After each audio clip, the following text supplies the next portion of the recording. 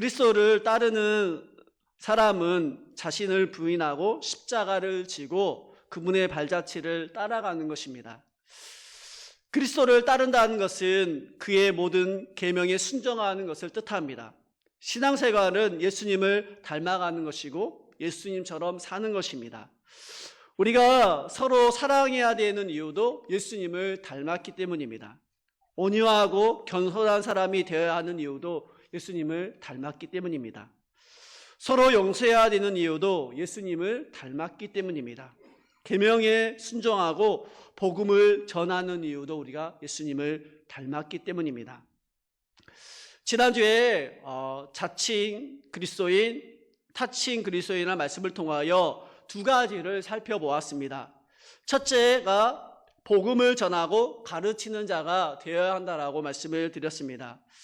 초대교회가 정말 아름다운 교회지만 한 가지 아쉬운 것은 복음이 예루살렘에만 한정되어 있었다는 것입니다. 그래서 본문을 시작하면서 그때라는 말을 하면서 스데반이 순교를 당한 이후 예루살렘에 있던 그 복음이 이렇게 세 지방으로 흩어지는 것을 보게 됩니다. 베니게와 구브로, 안디옥. 안디옥을 말할 때 밑에 안디옥, 수리아 안디옥이라고 말씀을 드렸습니다. 그런데 이 흩어진 유대인들이 그곳에서 놀았던 것이 아니라 자기가 가졌던 복음을 증가하는데 유대인에게만 한정적으로 정한 것을 보게 됩니다. 그런데 안디옥의 몇몇 이방인들이 예수님을 영접하고 회심의 역사가 일어납니다. 이 안디옥이라는 도시를 생각할 때 세계적인 상업 도시인 동시에 끔찍할 정도로 타락한 도시, 이교도들이 가운데 성행했던 악한 풍조들, 그리고 성적 부도덕, 그리고 이교적 예배가 만연했던 곳이 이 안디옥입니다. 이 사악한 도시에 도착했던 그 유대인들이 그런 핍박 가운데서도 불구하고 하나님의 복음을 증가하는 것을 보게 됩니다. 그러면서 복음이란 무엇이라고 제가 말씀을 드렸나요? 복음이란 예수님께서 우리의 죄를 대신하여 십자가에 못 박혀 죽으시고 부활하셨다는 것이라고 말씀을 드렸습니다. 그곳에서 복음을 증가하게 됩니다. 그리고 복음을 그곳에서 가르치게 됩니다. 그 결과 많은 그리스도인들이 생겨나게 되고 그리스도인들이란 칭호를 얻게 되는 것을 보게 됩니다. 그리스도인은 세상에서 구별되어 사회와 사람들 간에 어떤 관계를 맺든지 분명히 복음을 전하고 가르치는 자가 그리스도인입니다. 그리고 타인에 의해 그리스도인이라 칭함을 받을 수 있습니다. 한번 앞에 부분을 읽으면서 한번 같이 읽도록 하겠습니다. 같이 읽겠습니다. 그리스도인은 상황과 환경에 상관없이 어디에 살든지 담대함으로 하나님을 신뢰하며 차별 없이 복음을 전하고 가르치는 자가 되어야 한다. 우리가 타인에 의해 그리스도인이라 칭함받기를 원한다면은 첫 번째 우리가 해야 될 것은 복음을 전하고 가르쳐야 한다라고 말씀을 드렸습니다. 그러면서 제가 더 깊이 얘기했던 것은 복음을 전하는 걸로 끝나는 것이 아니라 교회에 데려오는 걸로 끝나는 것이 아니라 가르쳐야 한다는 것입니다. 그 사람이 성장할 수 있도록 함께 지도하고 함께 나가야 된다라고 말씀을 드렸습니다. 그러면서 두 번째로는 타인에 의해 그리스도인이라 칭함받기 위해서 그리스도를 닮은 자가 되어야 한다라고 말씀을 드렸습니다. 그리스도인이라는 이름은 그리스도를 믿는 사람의 의미를 넘어 그리스도에 속한 사람, 그리스도를 닮은 사람, 그리스도처럼 사는 사람이라는 뜻을 가지고 있다라고 말씀을 드렸습니다. 그리스도인이라는 이름은 단순히 주어지는 것이 아니라 그렇게 사는 사람이 그리스도인이라는 것입니다. 이것이 그리스도인의 삶의 무게라고 말씀을 드렸습니다. 그리스도인이 된다는 것은 그리스도와 같이 되는 것, 즉 그리스도를 닮아가는 것을 넘어 다른 사람에게 그리스도인처럼 사는 삶을 통하여 예수님을 생각나게 하는 사람이라고 말씀을 드렸습니다. 그러기 위해서 예수님처럼 생각하고 예수님처럼 말하고 예수님처럼 행동하고 예수님을 닮기 위해 매 순간 우리의 시선을 그분께 고정해야 된다라고 말씀을 드렸습니다. 그리스도인이라는 이름의 무게와 가치를 알고 타인에 의해 그리스도를 칭함받기를 원한다면은 그리스도를 닮은 사람, 그리스도처럼 사는 사람이 되어야 할 것입니다. 그리스도인이란 이름은 내가 증명하고 다녀야 될 단어가 아니라 자신의 삶에서, 인격에서 자연스럽게 흘러나와 다른 사람에 의해 증명하고 보증되어야 될 단어입니다. 같이 앞에 읽어보겠습니다. 함께 읽겠습니다. 같이 읽겠습니다. 나와 마주한 상대가 나의 모습과 삶을 통해서 그리스도를 생각나게 하는 사람입니다. 그리스도인이라는 것은 무엇이냐면은 우리가 나는 그리스도인입니다 이렇게 말하는 것이 아니라 내가 예수님처럼 생각하고 예수님처럼 말하고 예수님처럼 행동할 때 자신의 그 삶과 인격 속에서 흘러나오는 그 모습을 보고 나와 마주한 그 상대가 너를 보니까 예수님이 생각나, 너를 보니까 여수제일교회 가고 싶어, 너를 보니까 여수제일교회 공동체에 들어가서 신앙생활을 하고 싶어, 이런 마음이 들어야 하는 사람이라고 말씀을 드렸습니다. 그리고 오늘은 한 가지 더 살펴보도록 하겠습니다. 세 번째입니다. 한번 같이 읽겠습니다. 복음을 연결해 하나됨을 이루는 자가 되어야 한다. 복음을 통해 서로 연결하게 해 하나됨을 이루는 자가 타인에 의해 그리스도인이라 칭함을 받을 수 있게 됩니다. 복음을 통해 흩어진 유대인과 이방인이 연결되어지는 것을 보게 됩니다. 사도행전 11장 19절부터 21절 말씀을 보면 유대인에게만 말씀을 전하고 흩어진 유대인들이 그리고 안디옥에 이르러 헬라인에게도 주 예수를 전파하는데 그 헬라인들이 예수 그리스도를 영접하게 되고 수많은 사람들이 믿고 죽게 돌아오는 역사가 일어납니다. 바울의 주도하에 스데반이 순교를 당한 그때에 예루살렘의 많은 유대인들이 핍박을 당하게 되고 그 결과 유대인들이 베니게와 급으로 그리고 안디옥에 흩어졌고 복음도 그들과 함께 따라가는 것을 보게 됩니다. 사람들은 대부분 오직 유대인에게만 한정적으로 복음을 전했지만 안디옥에서 몇몇 이방인들이 예수님을 영접하고 회심하는 역사가 일어납니다. 이를 통해서 유대인들과 이방인들이 도저히 하나가 될 수 없는 상황입니다. 보면은 유대인들은 이방인들은 예수님을 믿지 않을 거다라는 이런 생각들이 너무도 강했어요. 그런데 유대인들이 생각하지 않았던 그 복음의 능력이 이방인에게 들어가고 도저히 하나 될 수 없었던 같은 그 관계가 하나가 되어지는 것을 보게 됩니다. 예수 그리스도 안에서. 성경에 나타난 좀 알아두시면 좋습니다. 3대 신비가 있습니다. 3대 신비. 도저히 인간의 생각으로 이해할 수 없는 신비.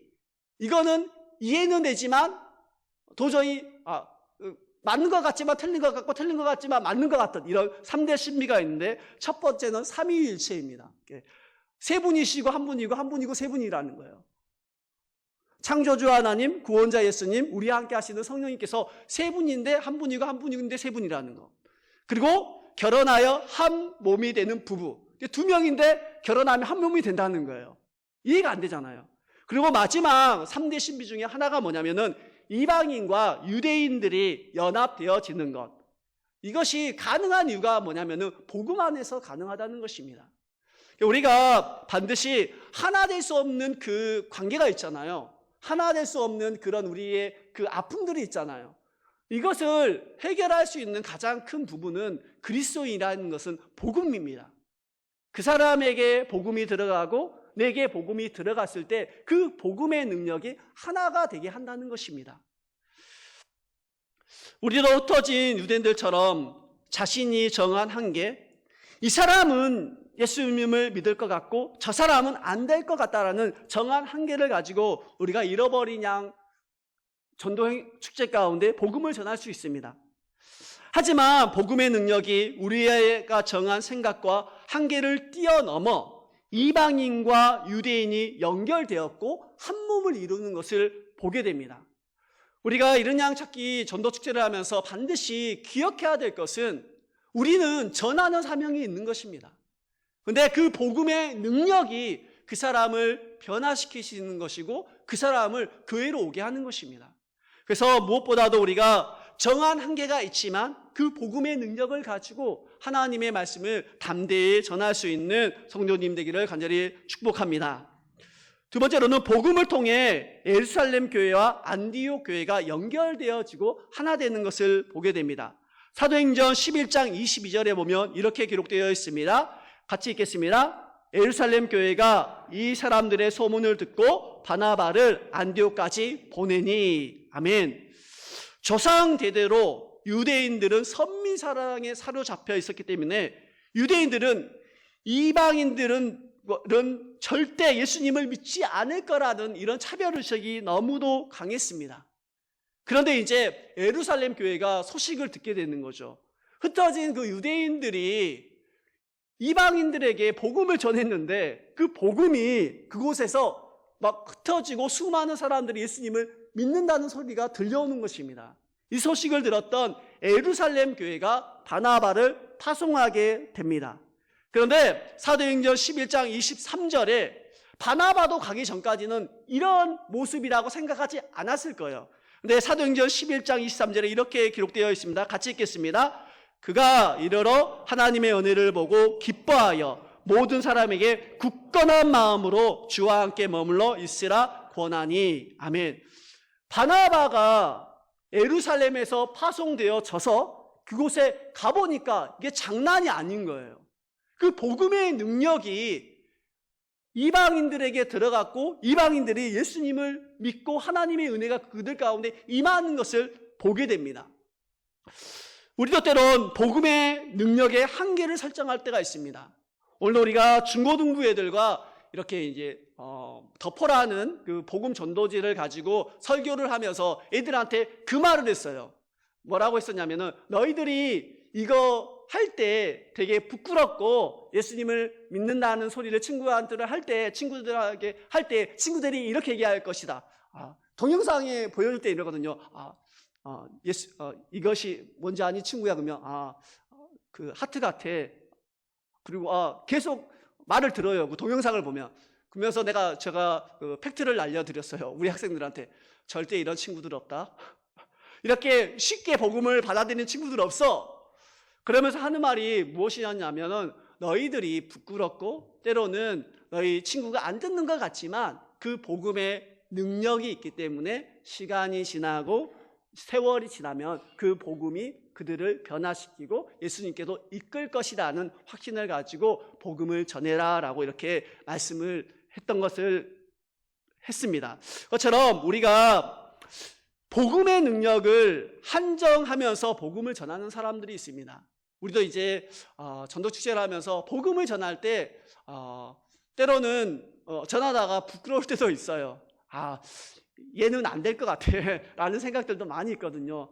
그럼에도 불구하고 자신이 정한 한계를 믿는 것이 아니라 그 복음의 능력을 믿고 그 복음을 전했으면 좋겠습니다. 그러면 그 복음의 능력이 우리의 정한 생각과 한계를 뛰어넘어 이방인과 유대인이 하나가 되게 했던 것처럼 우리가 그 전한 그 복음이 그들 속에 들어가게 되고 그들이 하나님의 품으로 돌아와 하나 되는 역사가 일어나는 것입니다. 사랑하는 우리 성도들은 복음의 한계를 설정하지 마시고 자신의 생각의 한계를 뛰어넘는 그 복음의 능력을 믿고 복음을 전하셨으면 좋겠습니다. 세 번째로는 복음을 통해 예루살렘 교회와 안디옥 교회가 연결되어지고 하나가 되어지는 것을 보게 됩니다. 사도행전 11장 22절에 이렇게 기록되어 있습니다. 같이 읽겠습니다. 예루살렘 그렇죠. 예, 맞습니다. 조상대대로 그렇죠. 바나바가 사울을 찾으러 다소에 갔습니다. 이방인의 사역이 증가하면서 바나바는 혼자 감당할 수 없다는 생각이 굉장히 많았습니다. 그래서 새롭게 태어난 이방교회를 돕기 위해 사울을 찾으러 다소에 가게 된 것을 보게 됩니다. 사울이 다소에 있었던 것은 사울의 핵심을 의심했던 예루살렘 종교자들 사이에 소란과 이렇게 분열이 있었습니다. 야는 정말 회심한 것이 아니야 라고 생각하면서 어떻게 해서든 우리 공동체를 무너뜨리기 위해서 가짜로 회심한 척 하는 거야 라고 했던 사람들이 너무도 많았었습니다. 이를 중개했던 사람이 바나바입니다. 그런데 이 바나바가 그 사울의 고향인 다소에 이렇게 피신시켜 놓은 것을 보게 됩니다. 그런데 때가 된 거죠. 때가 되어서 다소에 있던 사울을 그 안디옥에 데리고 와서 이렇게 거기서 함께 사역을 하는 것을 보게 됩니다. 여기서 중요한 것은 뭐냐면 바나바와 안디옥은 도저히 같이 할 수 없는 사이예요. 어떻게 보면은. 그런데 그 복음의 능력으로 말미암아 둘이 하나가 되었고, 더 나아가서는 이 사울이 이 안디옥에서 가르치는 사역을 하면서 더 나아가는 바나바가 위대한 사람이고 정말 능력이 많은 사람이긴 해요. 그렇지만 불구하고 이 바나바가 사울에게 안디옥 교회를 위임하고 떠나는 것을 보게 됩니다. 그러면서 바울과 안디옥 교회가 하나가 되고 선교의 중심지가 예루살렘이었는데 그 예루살렘 교회에서 이제는 안디옥으로 넘어가고 향후 10년간 선교 중심을 담당할 수 있는 그 안디옥 교회가 되어져 가는 것을 보게 됩니다. 이처럼 하나 될 수 없는 바울과 안디옥 교회가 하나가 되어지고 복음이 증거되어지는 것을 보게 됩니다. 이처럼 우리도 때로는 도저히 안 될 것 같은 상황들이 참 많이 있습니다. 그렇지만 이렇게 복음은 서로를 연결하게 하고 하나가 되게 한다는 것을 믿으면서 복음을 담대히 증가할 수 있는 성도님들 되시기를 간절히 소원합니다. 복음을 통해 서로 연결되고 하나됨을 이루기 위해 우리가 가져야 할 태도를 바나바를 통해서 세 가지를 살펴보면서 말씀을 마치고자 합니다. 바나바를 수식하는 표현을 사도행전 11장 24절에 이렇게 기록되어 있습니다. 같이 읽겠습니다.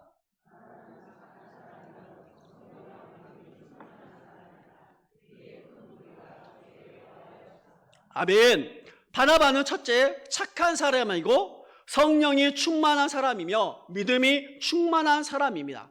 여기서 두 가지는 이제 초대교회 7집사의 자격 중에 두 가지도 포함되기도 합니다.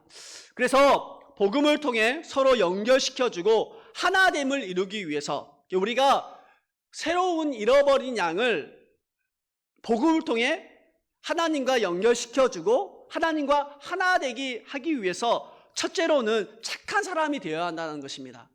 착한 사람이라는 게 도덕적인 측면을 여기서 얘기하는 것은 아닙니다. 착한 사람이 맺는 성령의 열매가 무엇이냐면은 양선의 열매입니다. 성령의 9가지 열매 중에 6번째 등장하는 양선의 열매입니다. 기본적으로 호의를 뜻하는 말로 단순히 마음이 부드러운 차원을 넘어 선행으로 보통 사용되며 너그러운 표현이기도 하고 적극적으로 선을 행하는 상태라고 얘기를 할 수 있습니다. 그런데 이 양선의 결과, 착한 사람이 맺는 열매가 양선인데 이 양선의 결과로 나타나는 그 현상이 무엇이냐면은 이거랍니다. 한번 같이 읽겠습니다. 같이 읽겠습니다. 시작.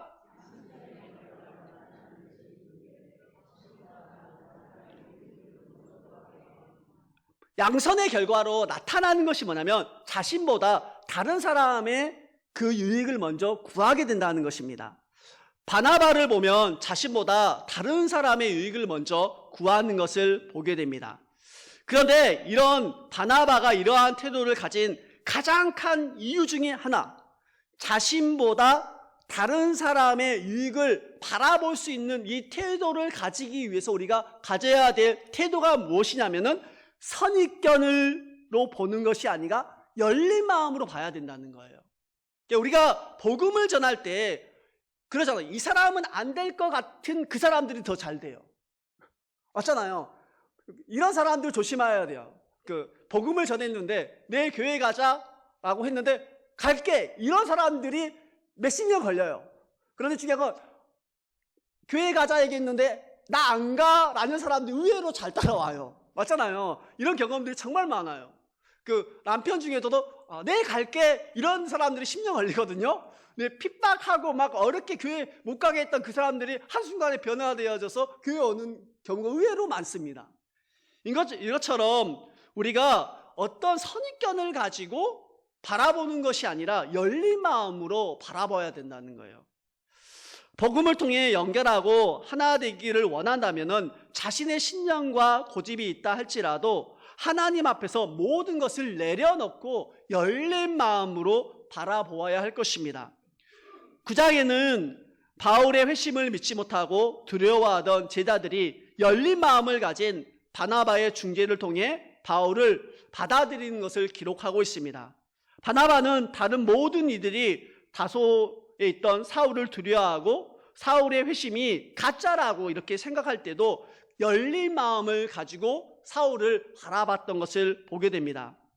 솔직히 사도행전 11장에는 전혀 예상하지 못한 콤비, 바울과 바나바가 안디옥 교회를 부흥시키고 이 콤비가 향후 10년을 책임지는 전도 사역을 감당하는 것을 보게 됩니다. 이처럼 우리가 복음을 전할 때, 어떤 사람에게 복음을 전할 때 열린 마음을 가지고 복음을 전하셨으면 좋겠습니다. 열린 마음이 있었기에 바나바는 선입견을 버리고 바울과 함께 할 수 있었던 것입니다. 우리도 잃어버린 양 정조 축제 가운데 복음을 통해 하나님과 서로 연결시키고 예비 신자들이 나와 교회 하나 되기를 원한다면 선입견을 버리고 열린 마음을 가지고 바나바가 바울을 바라보았던처럼 그러한 태도로 바라보시기 바랍니다. 우리도 때론 마음 한 곳으로 이방인은 안 된다는 선입견을 가지고 바울은 안 될 거야 라는 이런 선입견을 가지고 복음을 전할 때가 있을 것입니다. 그렇지만 그런 선입견은 우리의 생각일 수 있습니다. 복음의 능력이 바나바를 통해 바울과 예루살렘 교회와 안디옥 교회를 연결하게 했고 하나 되게 했던 것을 보게 됩니다. 복음의 능력을 가진 사람은 열린 마음을 가지고 선입견이 없이 복음을 전하는 자입니다. 그럴 때 하나님의 은혜가 임하는 것입니다. 그런데 성령에서 말하는 이 착한 성령의 열매이기 때문에 성령의 역사가 없이는 불가능합니다. 그래서 복음을 통해 서로 연결시켜주고 하나 되기 위해서는 둘째 우리에게 필요한 것이 무엇이냐면 함께 읽겠습니다. 성령이 충만한 사람이 되어야 합니다. 성령이 충만한 사람이 되어야 해요. 여기서 좀 이제 어려우니까 잘 들으셔야 됩니다. 깍딱 이제 뭐 잘못하시니까 성령 세례와는 구별되는 것입니다. 성령 충만은.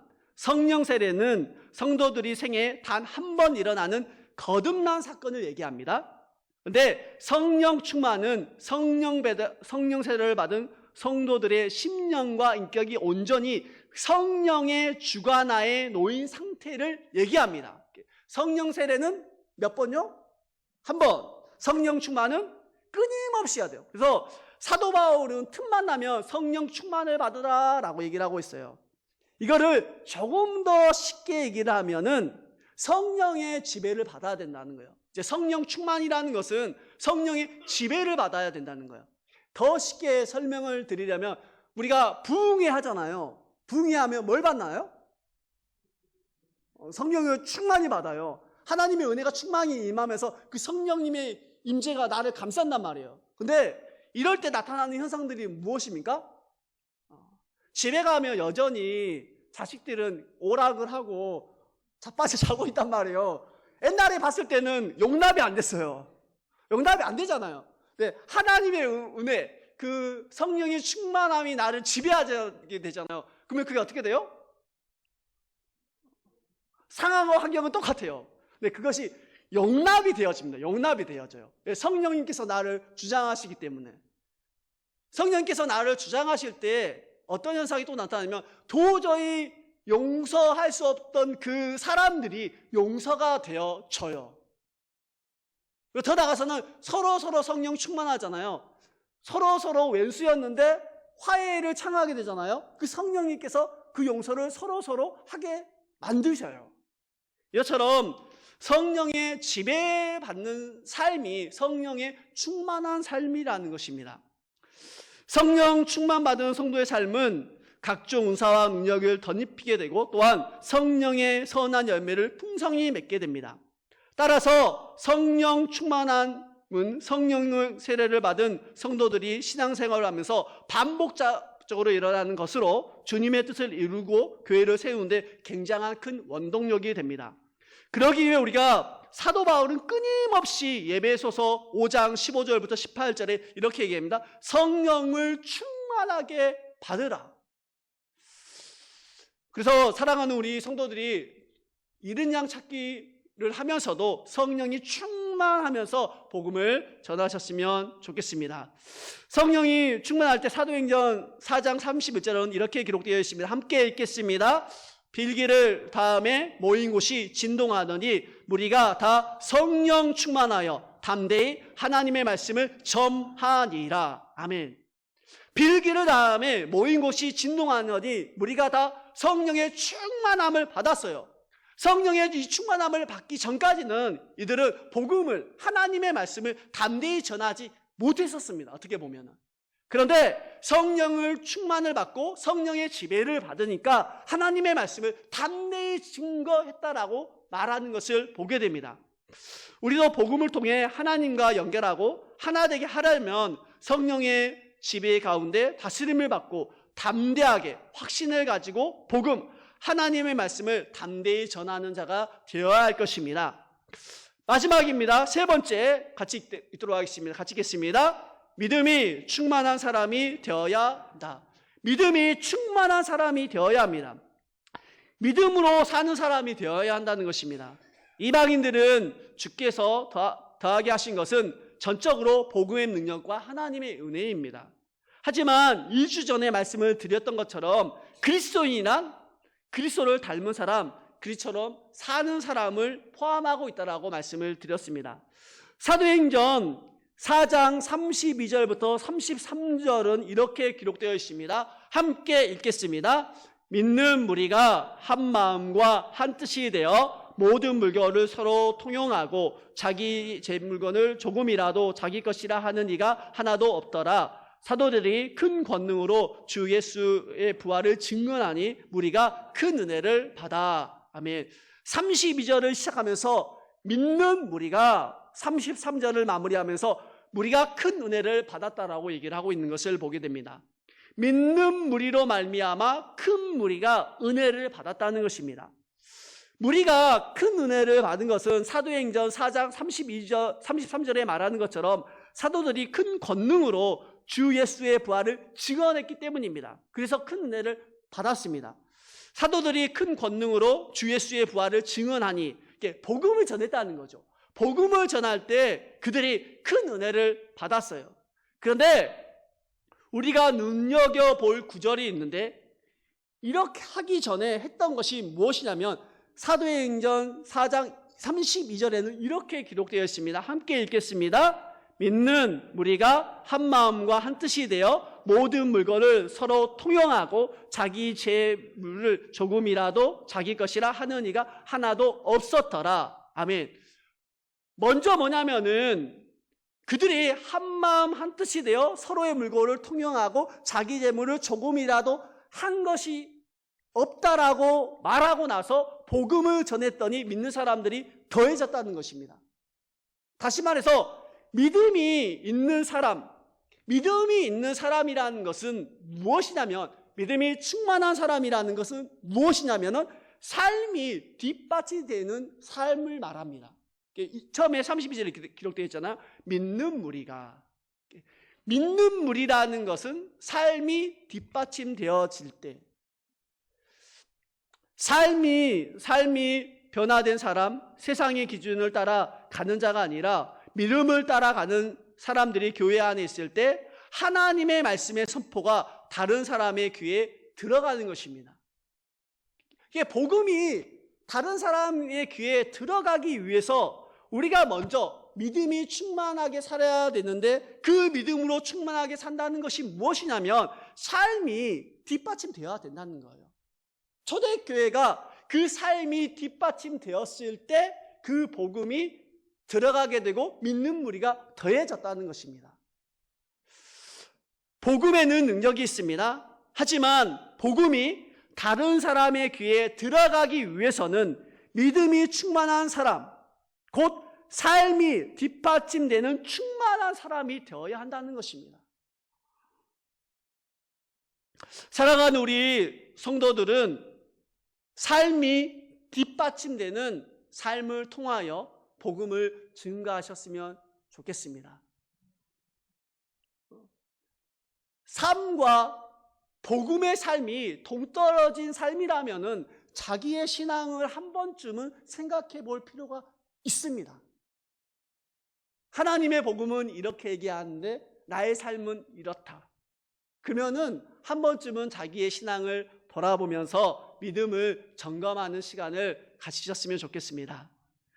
그런데 이 세 가지의 삶은 서로 연결되어지는 것입니다.